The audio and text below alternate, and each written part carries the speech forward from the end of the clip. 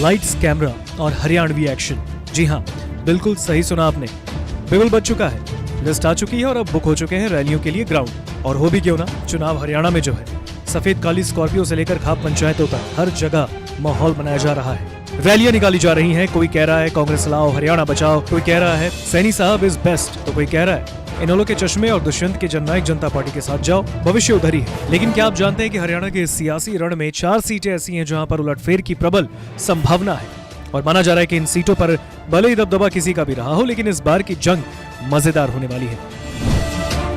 BJP के निशाने पर विनेश की जुलाना विधानसभा। जुलाना सीट पर कांग्रेस ने जैसे ही विनेश फोगाट को उम्मीदवार घोषित किया, ये सीट हॉट सीट बन गई। देश के हर एक नेता की नजरें जुलाना पर टिक गई। हर कोई ये जानना चाहता है कि विनेश के खिलाफ बीजेपी किसे चुनावी मैदान में उतारेगी। बीजेपी ने अब तक 67 उम्मीदवारों की पहली लिस्ट जारी की है, जिसमें जुलाना शामिल नहीं है। इस क्षेत्र में जाटों की तादाद अधिक है। हाल ही में हुए ब्रजभूषण प्रकरण, किसान आंदोलन और ओलंपिक कंट्रोवर्सी के बाद यहाँ का रुझान विनेश के पक्ष में है, लेकिन इस क्षेत्र में दबदबा भाजपा का है।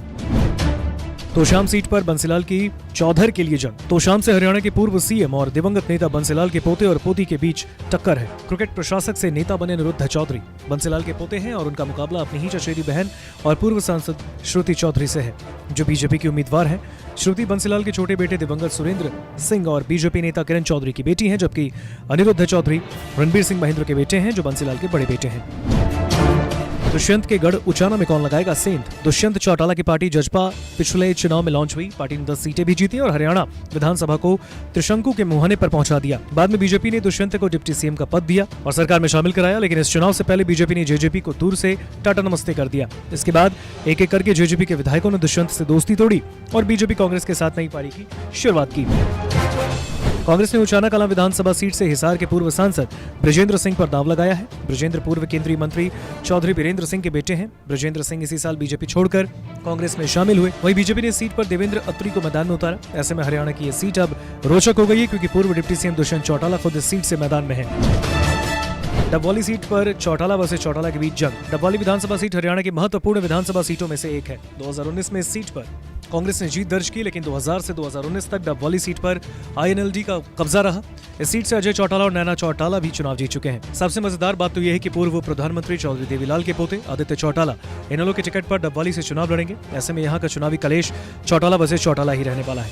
आदित्य चौटाला ताऊ देवीलाल के सबसे छोटे बेटे जगदीश के बेटे और अभय चौटाला के चचेरे भाई हैं। दूसरी ओर जेजेपी ने दुष्यंत के भाई दिग्विजय चौटाला को मैदान में उतारा। ऐसे में यह सीट एक परिवार के बीच का साग का बड़ा मुद्दा बन गई है। भूपेंद्र हुड्डा के सामने नामी गैंगस्टर की पत्नी मैदान में। गढ़ी सांपला किलोई सीट पर कांग्रेस ने पूर्व सीएम भूपेंद्र हुड्डा को कैंडिडेट बनाया। दूसरी ओर बीजेपी की मंजू हुड्डा इस सीट से चुनाव लड़ रही हैं। मंजू रोहतक के नामी गैंगस्टर राजेश उर्फ सरकारी की पत्नी है। मंजू और पूर्व सीएम हुड्डा के बीच इस सीट पर सीधा मुकाबला है। सियासी तौर पर भूपेंद्र हुड्डा का कद भले बड़ा हो, लेकिन ये विधानसभा चुनाव है और हरियाणा कांग्रेस की गुटबाजी से हर कोई वाकिफ है। ऐसे में सीट पर भी हवा बदलने में वक्त नहीं लगेगा। तो ये था इन 5 सीटों का पूरा ब्यौरा, जहां कब क्या हो जाए कुछ नहीं कहा जा सकता। कहते हैं हरियाणा की राजनीति को समझ पाना बहुत मुश्किल है। यहाँ पग पग पर आपको निर्दलियों की चुनौती मिलती है, नेताओं का लाव लश्कर मिलता है। यहाँ राजनीति करने वाले नेताओं को खुद नहीं पता होता कि कब उनकी कुर्सी खिंच जाएगी। इसलिए कहते हैं जाटलैंड की पॉलिटिक्स में 36 बिरादरियों को कॉन्फिडेंस में लेना बहुत जरूरी है, वरना आपकी खाट खड़ी होने में ज्यादा वक्त नहीं लगेगा। नमस्कार, मैं हूं मानक गुप्ता।